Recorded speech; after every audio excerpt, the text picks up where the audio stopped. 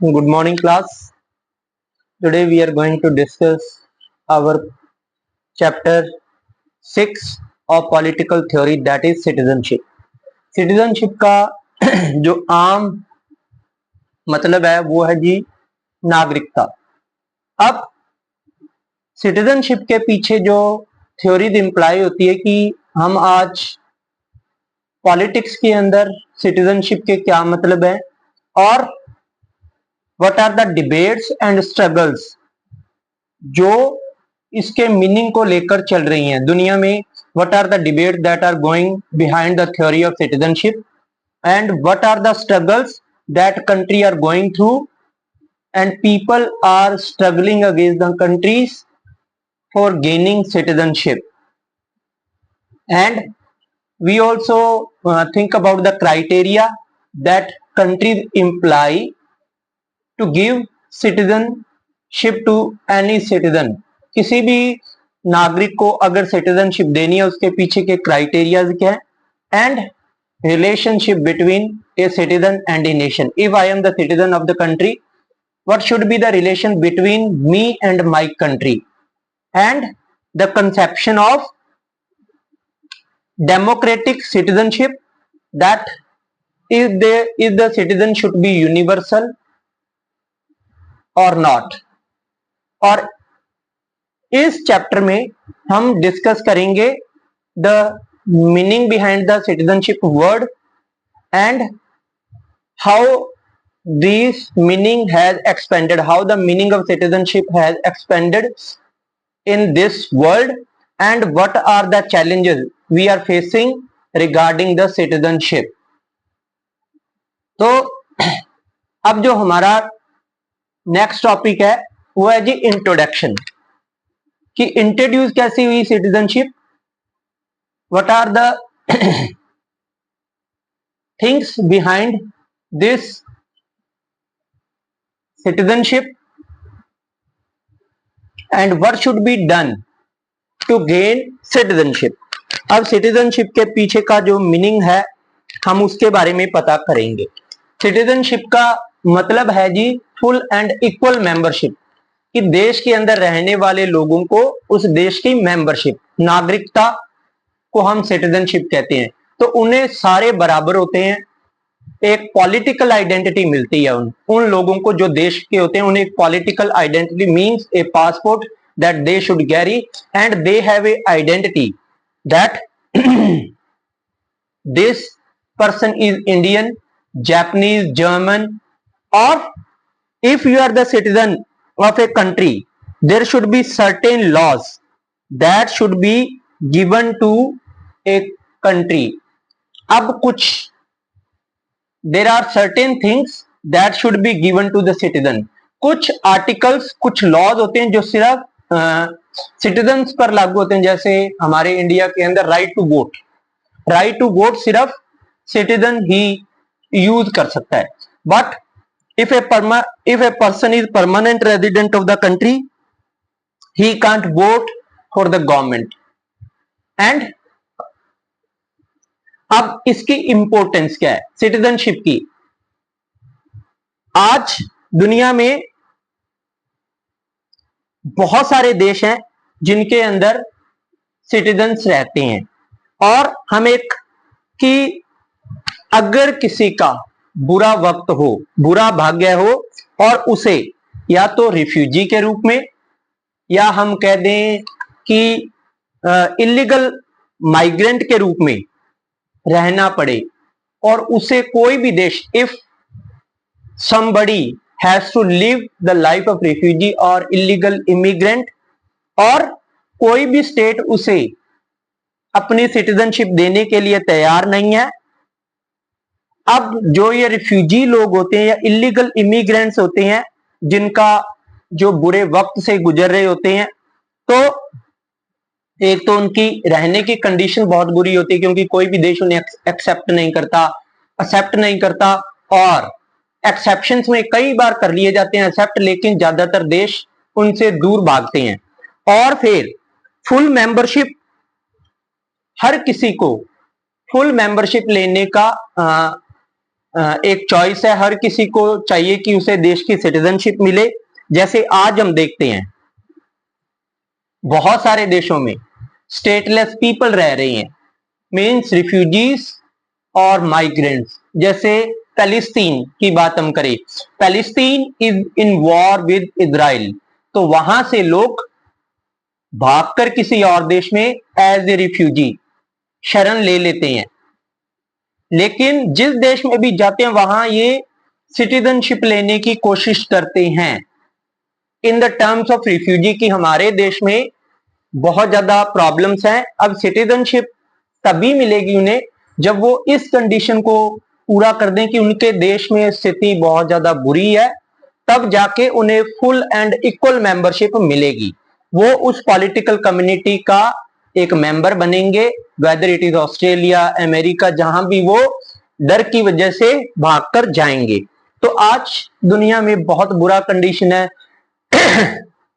Palestine refugees की ले लो आप, इवन अफगानिस्तान के लोग ले लो, आज रिफ्यूजी के रूप में बहुत सारे देशों में हैं। फिर अफ्रीकन कंट्रीज, सोमालिया, इथियोपिया और कीनिया, यहाँ के लोग भुखमरी का शिकार हैं, इसलिए ये दूसरे देशों में जाकर रहते हैं एज ए रिफ्यूजी। अब जो छोटे तौर पर देखा जाए, अगर जो राइट्स ग्रांट किए जाते हैं स्टेट के अंदर, एक देश में उसके नागरिकों को जो राइट्स दिए जाते हैं कि if you are the citizen of a country, आपको कुछ बड़े तौर पर अधिकार मिलेंगे। लेकिन ज्यादातर जो डेमोक्रेटिक कंट्री हैं, आज इन अधिकारों के अंदर जो एक सिटीजन को दिए जाते हैं उसमें right to vote, civil rights की बात करते हैं, जैसे right to speak, right to speech की बात कर लो, फिर सोशियो इकोनॉमिक राइट्स की बात कर लो, मिनिमम वेजेस की बात कर लो। वो उस देश के नागरिकों को ही, हर देश डेमोक्रेटिक कंट्री अगर अपने सिटीजन्स को कुछ अधिकार देता है जो रिफ्यूजी को नहीं मिलते हैं, और ये सारे जो इक्वल राइट सबको मिलते हैं, that is the basic things that is awarded in citizenship. अब इक्वालिटी ऑफ राइट्स की बात हम कर ले, और हर किसी को इक्वालिटी मिलती है, हर किसी का स्टेटस बराबर देखा जाता है। ये सारे बेसिक राइट्स हैं सिटीजनशिप में, कि आपको मिनिमम वेजेस मिलेंगी, आपको राइट टू वोट मिलेगा। राइट टू वोट तो सबसे ज्यादा जरूरी माना जाता है being a citizen of the country. अब जो हमारा जी नेक्स्ट टॉपिक है, राइट्स ऑफ द सिटीजनशिप। अब राइट्स के अंदर यहां राइट्स लिखे हुए हैं हमारे कि आपको पॉलिटिकल राइट मिलेंगे, आप इलेक्शन में खड़े हो सकते हैं, आप वोट डाल सकते हैं, फिर आप फ्रीडम ऑफ स्पीच, रिलीजन और मूवमेंट के अधिकार आपको मिलेंगे, right to education, fair wages, health care की बात हम कर लें। अब ये जो राइट्स हैं, जितने भी राइट्स मिले हैं सिटीजनशिप के साथ, ये राइट्स मिले हैं, ये बहुत बड़ी, अब इंडिया जब आजाद हुआ तो इंडिया ने बहुत बड़ी फ्रीडम स्ट्रगल लड़ा, उसके बाद उसके लोगों को, ये पहले लोग आजादी के लिए लड़ाई लड़ते थे और अपने अधिकारों के लिए लड़ाई लड़ी लोगों ने, तभी ये राइट्स हमें मिले हैं, और सिटीजन्स को ही ये राइट्स मिलते हैं। वैसे अब बहुत सारी यूरोपियन कंट्रीज के अंदर ये फ्रीडम स्ट्रगल हुआ फॉर द राइट्स, जैसे कि हमने फ्रेंच रेवोल्यूशन देखा होगा 1789 का, वहां पर फ्रेंच रेवोल्यूशन के बाद इक्वालिटी, लिबर्टी और फ्रेटर्निटी की बात आई। इक्वालिटी, लिबर्टी, फ्रीडम की बात आ गई, फ्रेटर्निटी की बात आ गई, तो लोगों को फ्रेंच रेवोल्यूशन के बाद इक्वालिटी का एक अधिकार मिला, लिबर्टी का, आजादी का अधिकार मिला। तो ये सारे जो अधिकार हैं लोगों को उनके हिसाब से मिलते हैं, उनके द्वारा लड़ी गई लड़ाइयां। और फिर हम कॉलोनीज थी जो एशिया और अफ्रीका की, उन्होंने जो लोग वहां रह रहे थे, अंग्रेजों की बात हम करते हैं, the Britishers who are living in that country. अब जितने भी ये लोग रह रहे थे उस समय, अब वहां पर इन लोगों ने अधिकारों की बात की। इन्होंने बोला कि हमें बराबरी से सिटीजनशिप चाहिए, बराबरी से अधिकार चाहिए। तो अधिकारों के लिए लड़ाइयां लड़ी गई, इसलिए भारत आजाद हुआ। भारत की आजादी अधिकारों की वजह से आई है। लोगों को अधिकार नहीं मिले थे, उन्होंने आजादी की डिमांड कर दी और तभी से लोगों को आजादी भी मिल गई, अधिकार भी मिल गए, and they are known as the citizen of India. ऐसे ही हम अफ्रीका की बात कर रहे हैं, वहां पर ब्लैक और व्हाइट के बीच की एक लड़ाई थी। तो व्हाइट जो लोग थे वो माइनॉरिटी में थे, ब्लैक मेजोरिटी में थे, लेकिन माइनॉरिटी वालों को उनके अधिकार, उनकी सिटीजनशिप जो वो डिमांड कर रहे थे वो मिल नहीं रही थी। ये अर्ली 90s में ये सारी जो स्ट्रगल्स थी ये चलती रही हैं ताकि उन्हें इक्वल मेंबरशिप मिल पाए। इक्वालिटी की बात वो करते रहे, उन्हें इक्वल सिटीजनशिप मिले, इक्वल मेंबरशिप मिले। आज भी वर्ल्ड में बहुत सारे देशों में अधिकारों की लड़ाइयां लड़ी जा रही है, इसलिए देश आजादी की लड़ाइयां लड़ रहे हैं। आजादी की लड़ाई लड़ रहे हैं ताकि उन्हें इक्वल मेंबरशिप मिले, इक्वालिटी मिले, डेमोक्रेसी मिले। और हमने कई बार विमेन मूवमेंट्स भी देखे हैं, विमेन ने अपने इक्वल राइट्स के लिए, अपने लिए बराबरी की डिमांड के लिए बहुत सारे मूवमेंट किए। इंडिया में दलितों का जो मूवमेंट हुआ, बैकवर्ड कास्ट, उन्होंने बराबरी की लड़ाई लड़ी, तो राइट्स की लड़ाई लड़ ली और उन्हें सिटीजनशिप मिली हुई थी। तो इसलिए इन लोगों ने भी बराबरी की लड़ाई लड़ी है ताकि गवर्नमेंट इन पर भी ध्यान दे, इन्हें भी बराबरी से सिटीजनशिप का मौका मिले। लेकिन सिटीजनशिप इज मोर अबाउट कि सिटीजनशिप इससे भी ज्यादा है किसके बीच में, स्टेट और उसके मेंबरशिप के रिलेशन के बारे में भी बात करती है हमारी सिटीजनशिप। तो अब ये जो हमारे जो मूवमेंट्स हैं ये अलग अलग मूवमेंट्स हुए, तो इनके अंदर हम देखते हैं कि सिटीजनशिप के अंदर अलग अलग तरीके के मूवमेंट हुए। इन्होंने, लोगों ने आजादी की लड़ाई लड़ी, बराबरी की लड़ाई लड़ी, अपना बराबरी से हक पाने की लड़ाई लड़ी। अब लेकिन जो सिटीजनशिप है वो स्टेट और उसके मेंबर्स के बीच का भी एक रिश्ता है। तो इसलिए सिटीजन सिटीजन रिलेशन और सिटीजन की कुछ जिम्मेदारियां बनती है अपने सोसाइटी के लिए।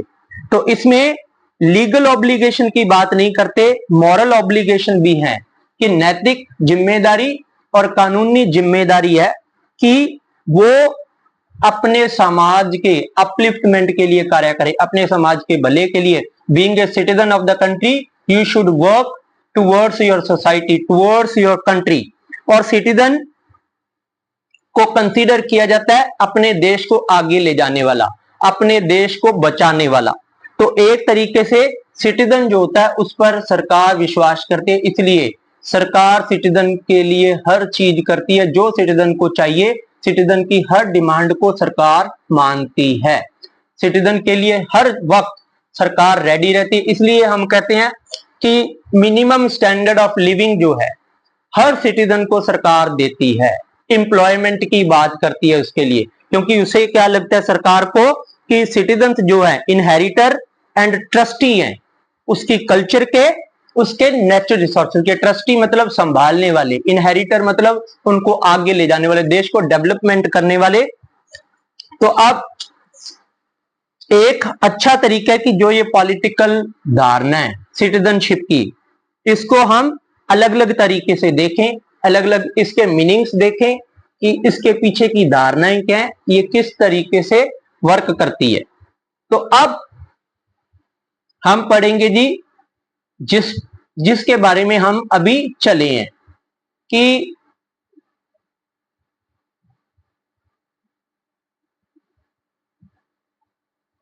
आपका जो सिटीजनशिप है उसमें हम कहते हैं जी फुल एंड इक्वल मेंबरशिप।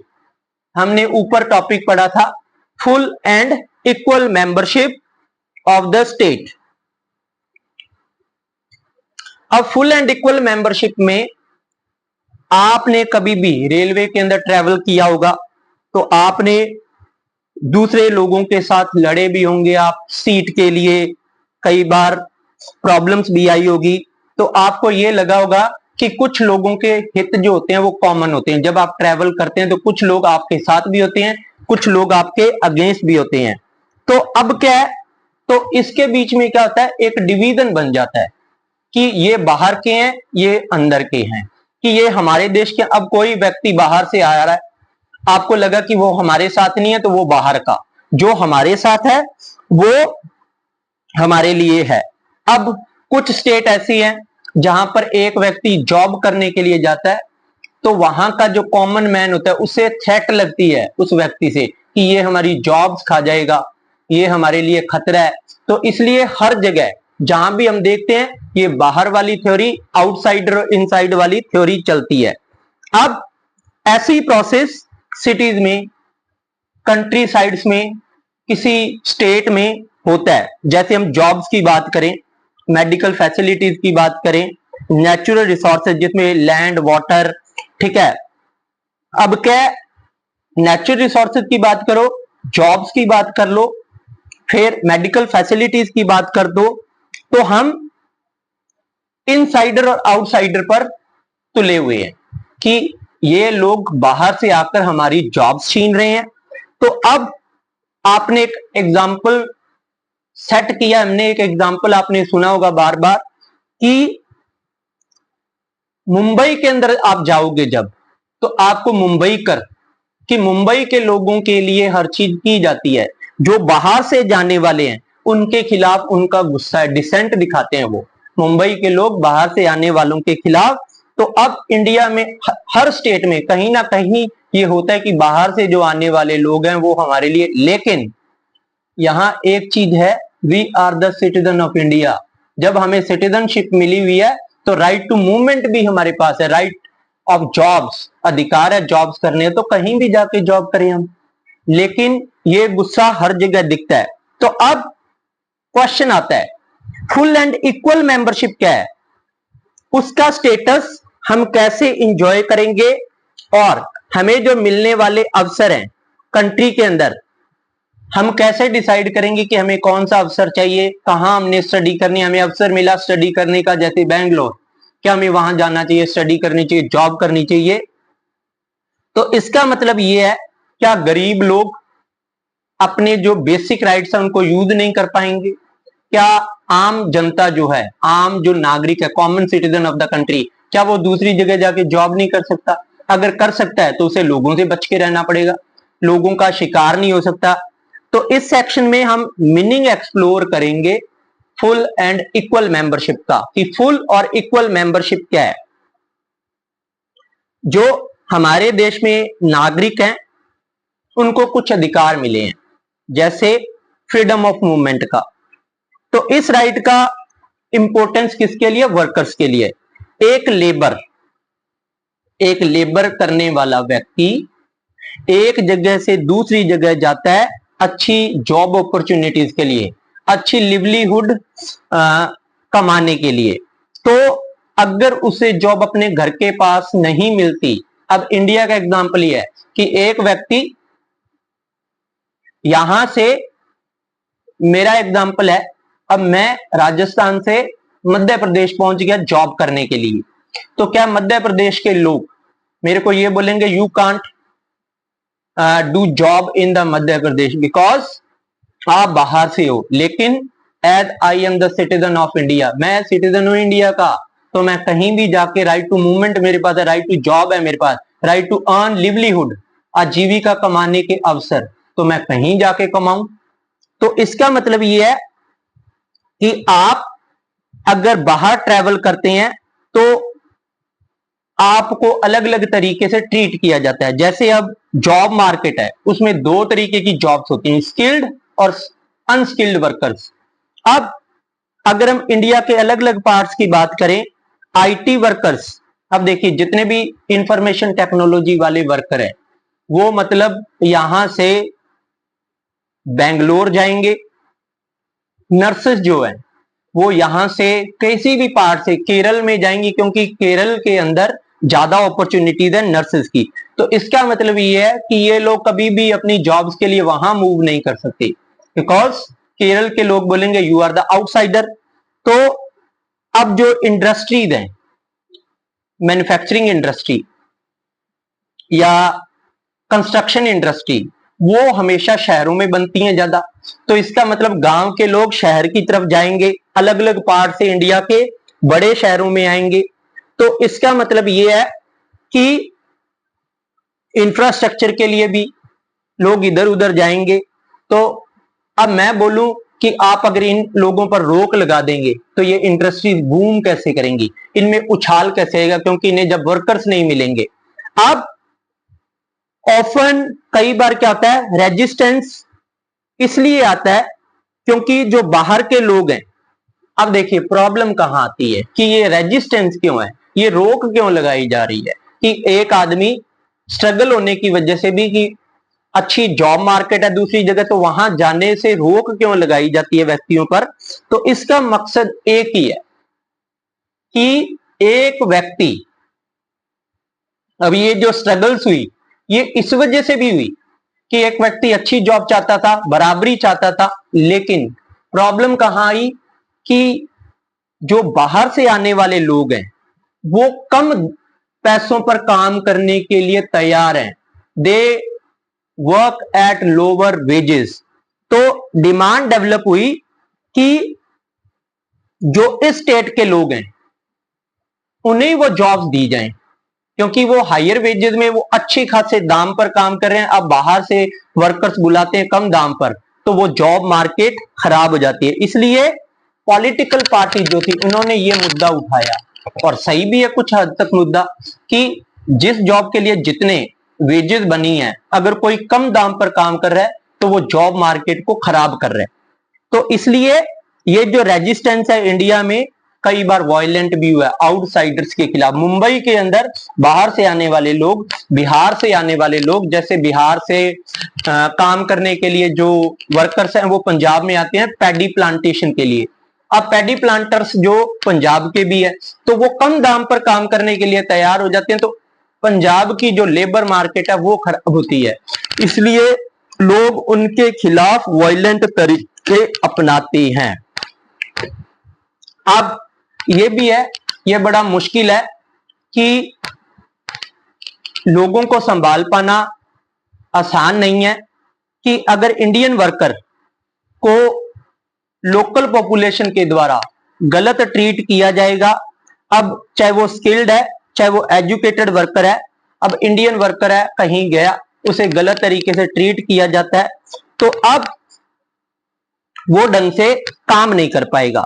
लेकिन अगर जॉब्स कम है उस रीजन में तो लोकल रेजिडेंट्स जो हैं वहां के, कि अगर इंडियन वर्कर को जॉब करने नहीं दी जाए या वो ढंग से जॉब नहीं कर पाएगा तो प्रॉब्लम्स होंगी उसके लिए। प्लस अगर इंडियन वर्कर को अब जॉब मार्केट में जॉब्स ही कम है, अब एक इंडियन वर्कर यहां से गया, वहां के लोकल पॉपुलेशन उसे इल ट्रीट कर रही है, कुछ तो ऐसा हो सकता है कि वहां जॉब्स ना हो, तो वो चाहते हैं कि लोकल कम्युनिटी वो जॉब्स करे।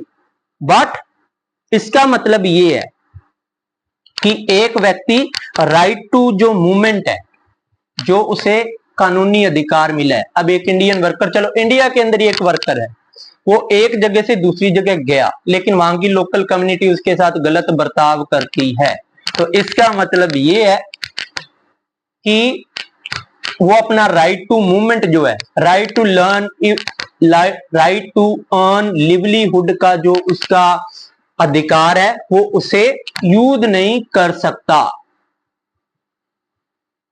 अब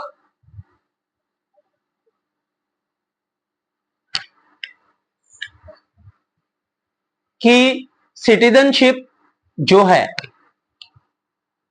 मैं कहूं कि सिटीजनशिप के लिए कुछ ऑब्लिगेशन है हमारी सोसाइटी के प्रति कि सिटीजनशिप बियॉन्ड द स्टेट।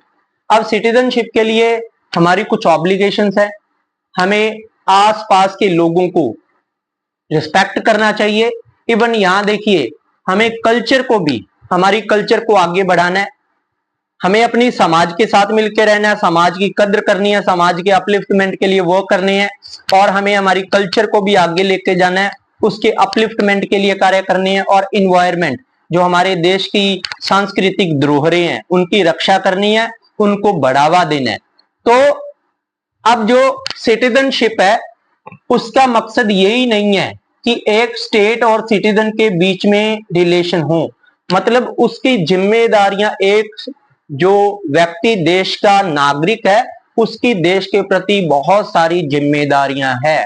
देश को आगे लेके जाना, देश का प्रचार प्रसार करना इन द वर्ल्ड पॉलिटिक्स, देश के बारे में अच्छा बोलना और देश के लोगों का ख्याल रखना और हमारी सोसाइटी के जो रोजमर्रा के वर्क है उनमें पार्टिसिपेट करना, सोसाइटी को अपलिफ्ट करना और अपने देश के लोगों की कद्र करना। अब आ गया जी सोशल डिवीजन की बात, जो मैं आपको बता चुका हूं। अब इक्वल राइट्स और अपॉर्चुनिटीज की बात आ गई। समाज बटा हुआ है आज इनसाइड और आउटसाइडर को लेकर, ठीक है। ट्रेन के अंदर यही लड़ाई होती है कि ये बाहर वाला है, ठीक है, ये हमारी सीट ले लेगा। और मुंबई के अंदर आज लोकल लोग सिर्फ मुंबई के लोगों को बढ़ावा दे रहे हैं। एंड अब नर्सेज हैं जो केरल से, ठीक है, कंस्ट्रक्शन वर्कर्स हैं वो जॉब करते हैं और इकोनॉमिक माइग्रेशन है जो एक जैसा ही है। और अब लोकल लोग जो हैं, अगर आउटसाइडर आएगा तो उससे अपनी जॉब छीन जाएगी। तो लोकल लोगों को यह लगता है कि कोई बाहर का व्यक्ति नहीं आना चाहिए जो उनकी जॉब छीने। अब जॉब्स के लिए इसलिए, अब देखिए यहां एक मैप है इंडिया का।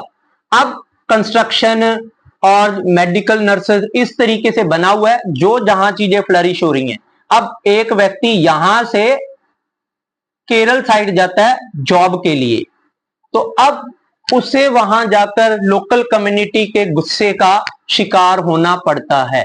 तो एक तरीके से आज जो लोकल लोग हैं वो ये चाहते हैं कि बाहर के लोग हमारी जॉब्स ना छीने, लेकिन बीइंग ए सिटीजन हमें ये चीजें करनी पड़ती हैं क्योंकि हम देश के नागरिक हैं, लिवलीहुड यूज कर सकते हैं हम अपना। फिर डिस्पैरिटीज हैं जो, अब इनके बीच में ऊंच नीच है। स्किल्ड माइग्रेंट्स को तो जॉब्स अच्छे तरीके से मिल जाती हैं या वो सोसाइटी का मेंबर बन जाते हैं, लेकिन जो अनस्किल्ड वर्कर हैं उनका माइग्रेशन बहुत ज्यादा होता है। तो कई बार तो सरकार रोक लगा देती है, जैसे कोरोना के अंदर स्किल्ड वर्कर्स तो फिर भी जा पा रहे थे, लेकिन अनस्किल्ड वर्कर का जो हुजूम था सरकार ने उस पर रोक लगा दी और अनस्किल्ड वर्कर्स को खाने के लाले पड़ गए। लेकिन being a citizen of India उनका अधिकार था कि वो माइग्रेट कर सकते हैं, लेकिन सरकार ने रोक लगा दी। ये अनस्किल्ड वर्कर्स को ही लोकल कम्युनिटी के ज्यादा गुस्से का शिकार होना पड़ता है। अब है जी जो भी ये, अब हम देखें कि resolving conflict in the democracy, अब सबको प्रोटेस्ट करने का अधिकार है।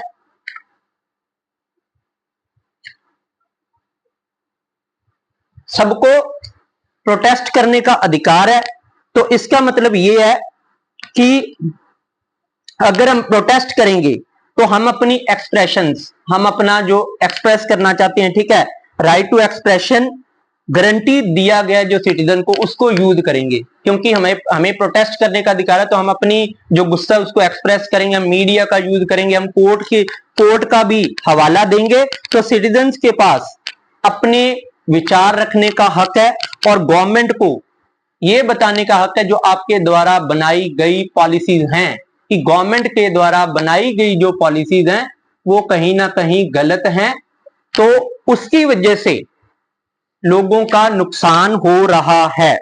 और इवन आज हम मीडिया यूज कर सकते हैं, पॉलिटिकल पार्टीज को अपील कर सकते हैं कि डेमोक्रेसी के अंदर उनके सिटीजनशिप राइट्स को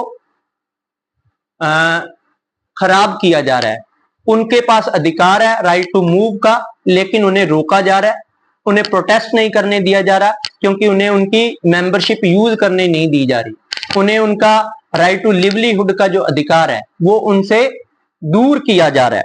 तो कोर्ट्स अब जो डिसीजन देंगी, अब मैं आपको बोल दूं कि कोर्ट्स जो डिसीजन देंगी वो सरकार को अर्ज करेंगी, वो सरकार को बोलेंगी कि आपको लोगों के राइट्स को प्रोटेक्ट करना है, राइट टू लिवलीहुड का, राइट टू मूवमेंट का। तो उसके लिए वो सिर्फ सरकार को बोल सकती हैं कि आप लोगों के अधिकारों को बचाइए। और लेकिन ये जो अधिकारों की बात मैं कह रहा हूं, प्लस मैं ये कह रहा हूं कि जो कोर्ट हैं आपके, वो आपके अधिकारों को बचाने की बात तो कह देंगे, लेकिन ये प्रोसेस थोड़ा स्लो है। सरकार को वर्क करने के लिए टाइम चाहिए, तो सरकार टाइमली मैनर के साथ हो सकता है कि आपके कॉन्फ्लिक्ट को रिजॉल्व कर दे। और जो फुल एंड इक्वल मेंबरशिप है उसको सरकार हमेशा दिमाग में रखती है, और ये पॉसिबल है कि आपकी जो प्रॉब्लम है उसका जो सॉल्यूशन है वो धीरे धीरे बाहर आए। हो सकता है कि सरकार को टाइम लग जाए, सरकार ये बोले कि हमने आपकी प्रॉब्लम का सॉल्यूशन ढूंढ लिया है। तो बेसिक प्रिंसिपल है जो डेमोक्रेसी का, अगर ये कोई भी डिस्प्यूट किसी भी चीज को लेकर होता है, चाहे डेमोक्रेसी को लेकर हो जाए, चाहे सिटीजनशिप को लेकर हो जाए, चाहे राइट टू लिवलीहुड को लेकर हो जाए, तो उसके लिए बातचीत, डिस्कशन, टेबल टॉप टॉक होना जरूरी है। आप फोर्स का यूज करके किसी भी प्रॉब्लम का सॉल्यूशन नहीं ढूंढ सकते हैं। तो जुडिशरी का रोल है कि लोगों के अधिकारों को बचाए और लोगों के अधिकारों की रक्षा करे। अब एक यहां पर एग्जाम्पल है जो हम देख लेंगे। अब ये हमारा लास्ट टॉपिक होगा आज का, कि सुप्रीम कोर्ट जो इंडिया की थी उसने स्लम डिवेलपर्स जो झुग्गी झोंपड़ी में रहते थे, कहां पर, बॉम्बे के अंदर कुछ लोग झुग्गी झोंपड़ी में रहते थे, तो एक PIL फाइल की गई, पब्लिक इंटरेस्ट लिटिगेशन, एक सामाजिक कार्यकर्ता के द्वारा, कि Olga Tellis versus Bombay municipal corporation. 1985 में ये PIL दाखिल हुई थी। ओल्गा टेलिस एक व्यक्ति और बॉम्बे की जो म्यूनिसिपल कॉर्पोरेशन है, एक बहुत बड़ी संस्था है। अब पेटिशन जो दाखिल की गई उसमें क्या कहा गया कि ये जो लोग हैं झुग्गी झोंपड़ी वाले, इन्हें जो रोड के साइड में बनी हुई पेमेंट्स होती है या जो स्लम्स होते हैं कि रोड के साइड में बनी हुई जगह उस पर रहने का हक दिया जाए, या इन्हें झुग्गी झोंपड़ी में रहने का हक दिया जाए और इन्हें काम करने का मौका दिया जाए। अगर इन्हें बाहर निकाला गया, इन झुग्गी झोंपड़ियों से बाहर निकाला गया, तो इनकी आजीविका, राइट टू लिवलीहुड छिन जाएगा, इनका राइट टू लिवलीहुड चला जाएगा। तो बीइंग ए डेमोक्रेटिक कंट्री सबको बराबरी का अधिकार है, राइट टू लिवलीहुड का अधिकार है। तो आर्टिकल 21 जो हमारा कॉन्स्टिट्यूशन का, यहां पर आर्टिकल 21 ओल्गा टेलिस में लागू हुआ, जिसमें यह बोला गया कि राइट टू लाइफ, जिंदगी जीने का अधिकार, और राइट टू लिवलीहुड का अधिकार है। तो उनकी जिंदगी भी इंपॉर्टेंट है सरकार के लिए, इसलिए पेमेंट ड्वेलर्स को अगर वहां से बाहर निकाला जाएगा, अगर उन्हें वहां से उनका घर छुड़वाया जाएगा, तो पहले उनके लिए एक विकल्प तैयार किया जाए जहां पर वैकल्पिक तौर पर उनके लिए घर बनाए जाएं, ताकि ये स्लम डिवेलपर्स कल को जाके वहां रह सकें। तो ये भी एक प्रोटेस्ट का साधन था, इसमें जुडिशरी आई, जुडिशरी ने अपना रोल निभाया। तो अब इंडिया में क्या, सिटीजनशिप को लेकर बहुत सारी कंसेप्शंस हैं, लेकिन being a citizen of India you have article 21 right to live and right to life, जिसका यूज करके लोग कोर्ट तक जा सकते हैं, जो ओल्गा टेलिस ने किया अपने स्लम डिवेलपर्स लोगों को बचाने के लिए। Thank you so much class. Next topic हम नेक्स्ट वीडियो में करेंगे।